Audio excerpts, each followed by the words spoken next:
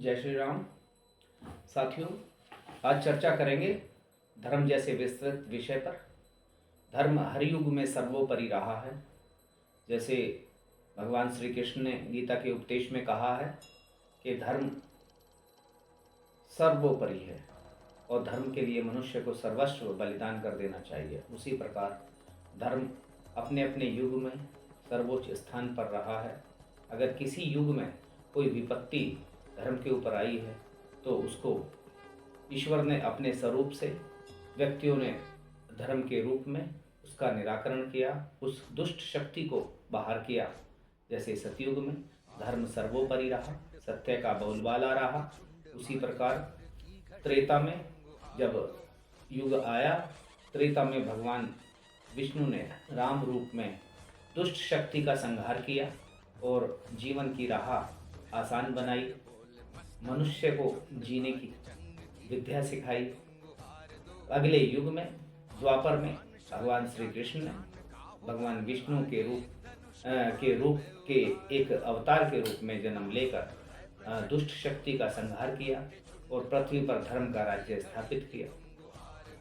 मानव जाति के कल्याण के लिए, मानव मात्र के लिए भगवान श्री कृष्ण ने द्वापर में गीता का उपदेश दिया और इस उपदेश के माध्यम से पूरे मानव जाति को के कल्याण के लिए अर्जुन को जीने की राह दिखाई, धर्म धारण करना सिखाया और कैसे सत्य को धारण करना चाहिए, धर्म को की रक्षा करनी चाहिए, यह मानव मात्र को उसका संदेश दिया, शिक्षा दी। इसी प्रकार आज कलयुग है। अब कलयुग में उसी प्रकार दुष्ट शक्तियां प्रबल हो गई। इन दुष्ट शक्तियों ने भारत की गौरवशाली परंपरा, हिंदू धर्म के गौरवशाली इतिहास को धीरे धीरे पतन करना शुरू किया, क्षीण करना शुरू किया। जैसे हमारे दक्षिण भारत में चोल, चेर, पांडे ये राज्य करते थे। इन लोगों ने बड़े बड़े विशाल मंदिरों का निर्माण कराया। उत्तर भारत में भी राजस्थान के राजाओं ने, मारवाड़ के राजाओं ने भारत पर शासन किया और बड़े बड़े विशाल मंदिरों का निर्माण कराया। समृद्ध हिंदू धर्म की संस्कृति को अक्षुण्ण रखा। उधर महाराष्ट्र में वीर शिवाजी छत्रपति ने भी हिंदू धर्म की पताका फहराई। लेकिन धीरे धीरे युग परिवर्तन हुआ, काल परिवर्तन हुआ और अगले कालखंड में भारत में जो है फिर दुष्ट शक्तियां प्रबल हो गई।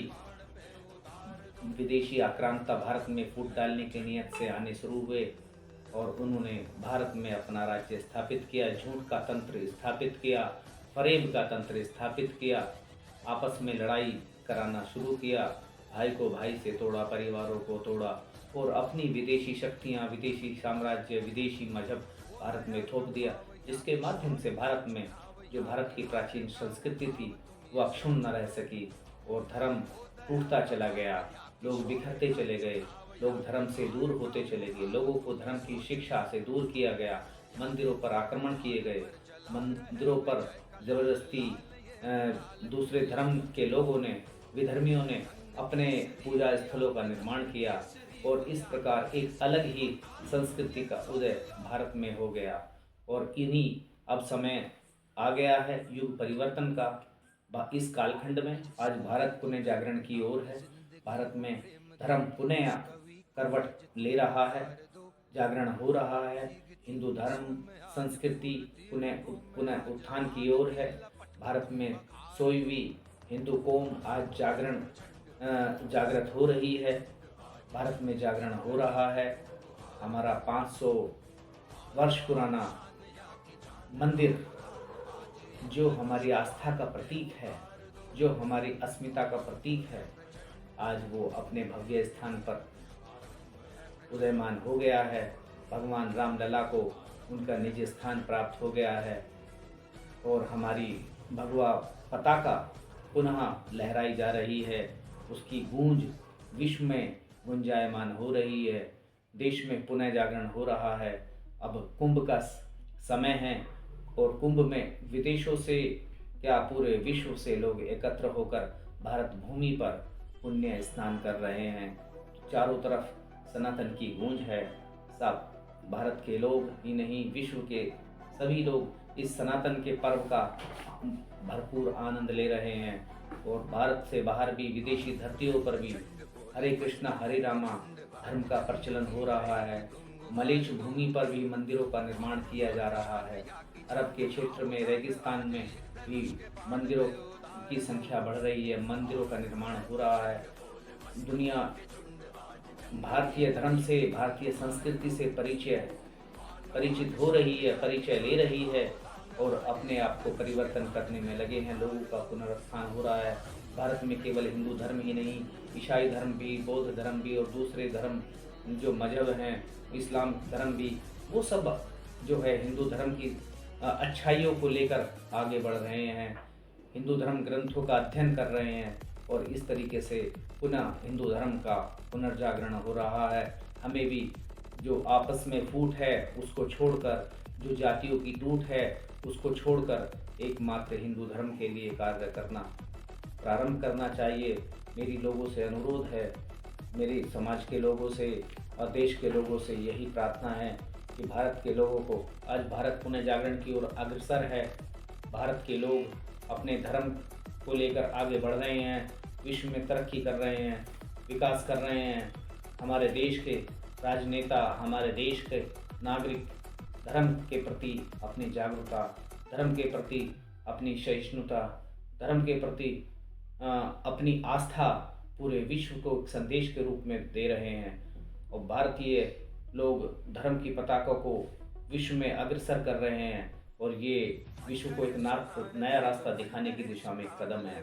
हम भारत के लोगों से अनुरोध कर रहे हैं कि भारत के लोगों जातियों पर विश्वास ना करें, केवल धर्म का सम्मान करें, धर्म को जोड़ें, जातियां छोड़ें, अपने समाज को अग्रसर करें। जैसे हमारे एक भारतीय विद्वान कहें या उन्हें बालाजी के भक्त कहें, बागेश्वर धाम सरकार श्री धीरेन्द्र शास्त्री जी, जो समाज के पुनरुत्थान के लिए आज नगर नगर भ्रमण कर रहे हैं और उनका यही कहना है कि सनातन के लोगों एक हो जाओ, धर्म को बचाओ, धर्म को बढ़ाओ।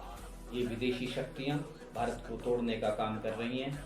इन लोगों के साथ किसी भी प्रकार का व्यवहार ना करें, इन लोगों के साथ किसी भी प्रकार का बर्ताव ना करें, इन लोगों के साथ व्यापार ना करें, इन लोगों से बचें और अपने सिद्धांतों पर, अपने धर्म चिन्हों पर कायम रहें।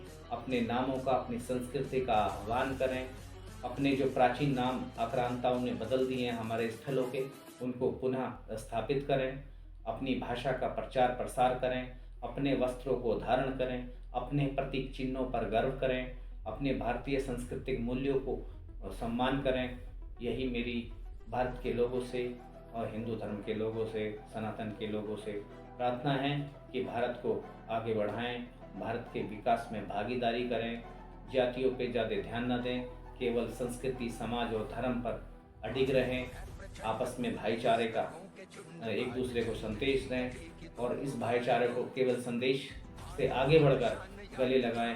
अपने गरीब भाइयों के साथ खड़े हों, कंधे से कंधा मिलाकर देश धर्म के लोगों को केवल अपना समझें, क्योंकि ईश्वर का सिद्धांत है कि हर जीवित प्राणी के अंदर इस परमात्मा का अंश है, तो उस परमात्मा का अंश हम सबके अंदर है। तो इसलिए सभी सनातन के लोग, सभी धर्म के लोग अपने भाई हैं और अपने संबंधी हैं, इसलिए सबका सम्मान करें, सबके साथ मित्रवत और भ्रातृत्व का व्यवहार करें। यही मेरी विनती है, यही मेरी प्रार्थना है। जय श्री राम।